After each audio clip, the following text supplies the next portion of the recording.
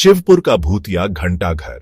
यह नाम सुनते ही रोंगटे खड़े हो जाते हैं। हिमालय की पहाड़ियों में बसा हुआ शिवपुर, यह गांव अपनी प्राकृतिक सुंदरता और शांत वातावरण के लिए जाना जाता है। एक शांत शहर जहां जिंदगी आराम से चलती थी, लोग अपने दैनिक कार्यों में व्यस्त रहते थे और जीवन सरल और सुखद था। लेकिन इस शांति के पीछे एक खौफनाक राज छुपा था। एक ऐसा राज जो गांव वालों के दिलों में डर और आतंक भर देता था। शहर के बीचों बीच एक पुराना घंटा घर था। यह घंटा घर गांव का सबसे पुराना और रहस्यमयी स्थान था। ब्रिटिश जमाने का बना यह घंटा घर अब टूट फूट गया था। इसकी दीवारें जर्जर हो चुकी थीं और घड़ी की सुइयां अक्सर अटक जाती थीं। लोग इसे मनहूस समझते थे। गांव के लोग इस घंटा घर के पास जाने से कतराते थे, खासकर रात के समय। कहते थे, हर घंटे की घंटी बजने पर कुछ न कुछ अजीब होता है। आधी रात को जब घड़ी 12 बजाती थी तो गांव में अजीब घटनाएं घटित होती थीं। शिवपुर के इस भूतिया घंटा घर की कहानी सिर्फ एक पुरानी इमारत की कहानी नहीं थी। यह उन रहस्यमयी घटनाओं की कहानी थी जो हर घंटे की घंटी बजने पर घटित होती थीं। गांव के बुजुर्गों का कहना था कि रात के समय जब घड़ी 12 बजाती थी तो घंटा घर के आसपास अजीब सी आवाजें सुनाई देती थीं।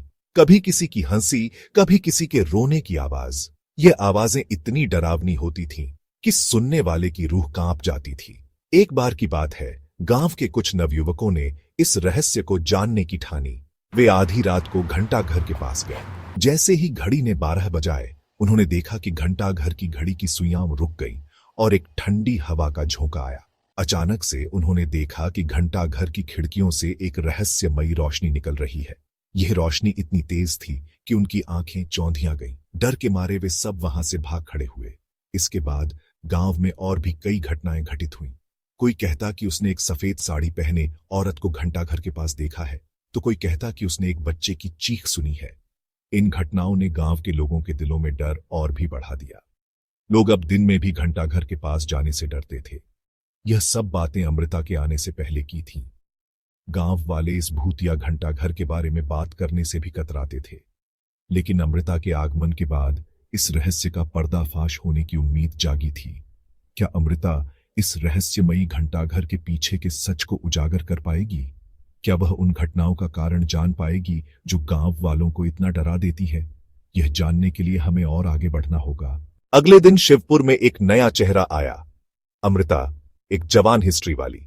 वो किताबों में खोई रहती थी, इतिहास की कहानियों में डूबी रहती थी।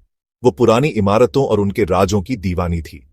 हर पुरानी इमारत उसके लिए एक नई कहानी थी, एक नया रहस्य। शिवपुर के भूतिया घंटाघर के बारे में सुनकर वो यहां आ गई। इस घंटाघर की कहानियां उसे बहुत आकर्षित करती थीं। उसके लिए यह घंटाघर एक पजल था जिसे वो सॉल्व करना चाहती थी। वो घंटाघर के हर कोने को ध्यान से देखती, हर निशान को समझने की कोशिश करती। अमृता ने लोगों से बात करनी शुरू की। वो जानना चाहती थी कि इस घंटाघर के बारे में लोग क्या जानते हैं। उसने घंटाघर के बारे में पता लगाना शुरू कर दिया। वो लाइब्रेरी में घंटों बिताती, पुराने रिकॉर्ड्स खंगालती। कुछ लोग डर के मारे कुछ नहीं बताते थे। उनके चेहरों पर डर साफ झलकता था। कुछ उसे वार्निंग देते थे, इस चक्कर में मत पड़ो, ये जगह खतरनाक है। लेकिन अमृता का जिज्ञासा उसे रोक नहीं पाई। वो जानना चाहती थी कि इस घंटाघर के पीछे क्या राज छुपा है। अमृता ने ठान लिया था कि वो इस रहस्य को सुलझाकर ही रहेगी। उसकी आंखों में एक दृढ़ निश्चय था, एक जुनून था। धीरे धीरे उसे कुछ सुराग मिलने लगे। हर सुराग उसे और भी गहराई में ले जाता, और भी रहस्यों की ओर।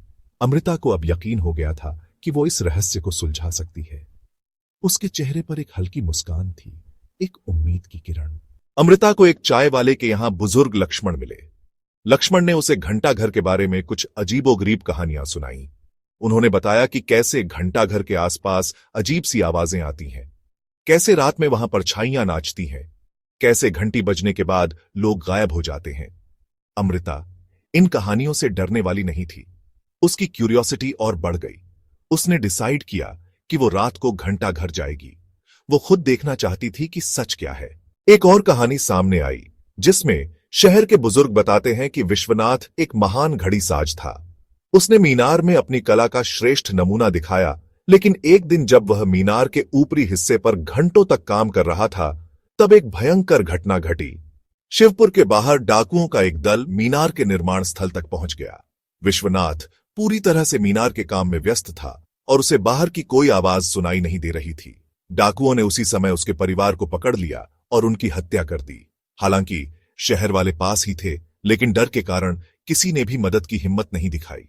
वह सभी अपने अपने घरों में छिप गए थे, क्योंकि उन्हें डर था कि डाकू उन्हें भी मार डालेंगे। उन डाकुओं ने विश्वनाथ के परिवार को बेरहमी से मार डाला। विश्वनाथ को जब यह पता चला तो उसका दिल टूट गया। उसकी आंखों के सामने उसके परिवार के लोग मारे गए थे, जबकि वह मीनार में काम करता रहा और उसे बचाने के लिए कोई बाहर नहीं आया। यह क्रूरता और विश्वासघात ने उसे गहरे मानसिक सदमे में डाल दिया। अपने दिल में भरे गुस्से और दुहक के साथ उसने मीनार को शापित कर दिया।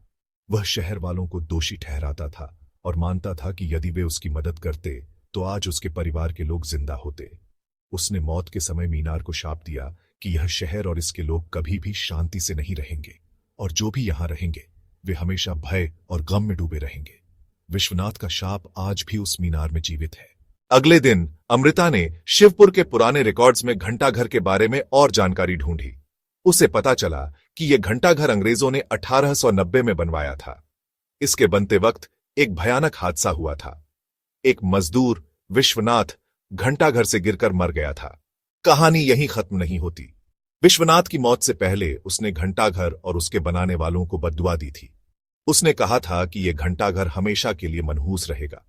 यहां आने वाला हर कोई उसकी आत्मा का गुस्सा झेलेगा। रात हो गई।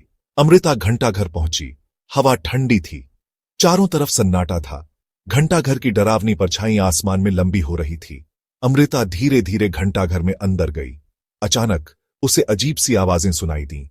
फुसफुसाहट, किसी के चलने की आवाज, चीखें। उसके रोंगटे खड़े हो गए। उसे लगा जैसे कोई उसे देख रहा है। उसने पीछे देखा, लेकिन वहां कोई नहीं था। अमृता घंटाघर के अंदर एक कमरे में गई। वहां पुरानी फाइल्स और सामान बिखरा पड़ा था। उसने एक फाइल उठाई। उस पर लिखा था विश्वनाथ घंटाघर निर्माण परियोजना। जैसे ही उसने फाइल खोली, हवा तेज हो गई। दीवारों पर लगे लैंप्स टिमटिमाने लगे। अचानक उसे एक परछाई दिखाई दी। परछाई एक आदमी की थी जो गुस्से में था। उसके हाथ में एक हथौड़ा था। विश्वनाथ, अमृता समझ गई। ये विश्वनाथ की आत्मा थी जो अब भी बदला लेना चाहती थी। अमृता ने महसूस किया कि विश्वनाथ की आत्मा के गुस्से को शांत करने का एक ही तरीका है, घंटाघर के रहस्यों को उजागर करना। उसने खुद को संभाला और पूरे साहस के साथ आगे बढ़ी। वह घंटाघर के तहखाने की ओर बढ़ी, जहां पुराने समय के दस्तावेज और निर्माण के ब्लूप्रिंट्स रखे थे। जैसे ही उसने तहखाने में कदम रखा, उसे एक पुरानी तिजोरी दिखाई दी। तिजोरी पर धूल की मोटी परत जमी हुई थी। अमृता ने तिजोरी को खोलने की कोशिश की, लेकिन वह जंग लगी होने के कारण आसानी से नहीं खुल रही थी। उसने अपनी पूरी ताकत लगाई और तिजोरी का दरवाजा थोड़ा थोड़ा करके खोलने में कामयाब हो गई। तिजोरी के अंदर उसे एक पुराना डायरी और कुछ दस्तावेज मिले। उसने डायरी को उठाया और पढ़ना शुरू किया। इसमें विश्वनाथ की लिखावट थी। डायरी में साफ साफ लिखा था कि घंटाघर के निर्माण के दौरान एक बड़ी दुर्घटना हुई थी, जिसमें कई मजदूरों की जान चली गई थी। विश्वनाथ को इस दुर्घटना के लिए जिम्मेदार ठहराया गया था, लेकिन सच्चाई कुछ और थी। अमृता को समझ में आ गया कि विश्वनाथ की आत्मा इतनी बेचैन क्यों है। वह अपने ऊपर लगे झूठे आरोपों से मुक्त होना चाहती थी। उसी समय उसे पीछे से कुछ आवाजें सुनाई दी। उसने पलटकर देखा, लेकिन वहां कोई नहीं था। अमृता ने डायरी को अपनी बैग में रखा और तहखाने से बाहर निकलने का फैसला किया। अमृता यह समझती है कि शाप को तोड़ने के लिए उसे मीनार के अंदर जाकर घड़ी को नष्ट करना होगा। मीनार के केंद्र में उसे घड़ी दिखाई देती है। यह रहस्यमय ढंग से चमक रही होती है और उसकी धड़कनों जैसा स्पंदन करती है। घड़ी की आवाज में अजीब तरह का आकर्षण था, जैसे वह अमृता को अपने भीतर खींचती हो। तभी अचानक विश्वनाथ की आत्मा प्रकट होती है। उसकी आंखों में गम और गुस्सा था। वह अमृता से कहता है, घड़ी को तोड़ने का मतलब है खुद को शाप में बांध लेना। तुम्हें अपनी जिंदगी को इस शाप के जाल में नहीं फंसाना चाहिए। वह घड़ी को तोड़ने के लिए पास गई। मीनार के भीतर अजीब सी हलचल मच गई। घड़ी की घंटी ने एक डरावनी आवाज में गूंजना शुरू किया। अचानक मीनार का पूरा ढांचा हिलने लगा और अमृता खुद को घड़ी मीनार के भीतर फंसा हुआ महसूस करने लगी। विश्वनाथ की आत्मा ने अमृता पर हमला कर दिया। यह हमला अचानक हुआ, जैसे किसी ने अंधेरे में से झपट्टा मारा हो। अमृता चीखी और भागने की कोशिश की, उसकी चीखें सुनसान इमारत की दीवारों से टकराकर गूंज उठीं। लेकिन आत्मा बहुत ताकतवर थी। अमृता ने महसूस किया कि वह एक अदृश्य जाल में फंस गई है। उसने अमृता को पकड़ लिया और उसे घंटाघर की छत की तरफ खींचने लगी। अमृता ने आखिरी बार चीख मारी। उसकी चीख में इतना दर्द और डर था कि सुनने वाले की रूह कांप जाए। उसकी चीख शिवपुर की रात में गूंज उठी। यह चीख इतनी भयानक थी कि गांव के लोग भी डर से कांप उठे, लेकिन उसे बचाने वाला कोई नहीं था। गांव के लोग अपने घरों में दुबके रहे।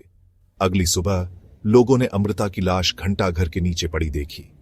यह दृश्य इतना भयानक था कि लोग सहम गए। उसका चेहरा डर से सफेद था, उसकी आंखें खुली थीं। ऐसा लग रहा था जैसे उसकी आत्मा भी डर के मारे शरीर छोड़कर भाग गई हो। शिवपुर का भूतिया घंटाघर अब भी वैसे ही खड़ा है। यह घंटाघर अब एक डरावनी कहानी का हिस्सा बन चुका है, शांति और डर की निशानी। यह घंटाघर अब भी गांव वालों के लिए एक रहस्य बना हुआ है। कोई नहीं जानता कि अमृता के साथ क्या हुआ। लोग सिर्फ कयास लगाते हैं, लेकिन सच्चाई किसी को नहीं पता। लेकिन एक बात तो पक्की है, जो भी घंटाघर के राज जानने की कोशिश करता है उसे मौत मिलती है। यह घंटाघर अब भी अपने अंदर कई रहस्यों को समेटे हुए है, और जो भी इसके करीब जाता है उसे अपनी जान से हाथ धोना पड़ता है।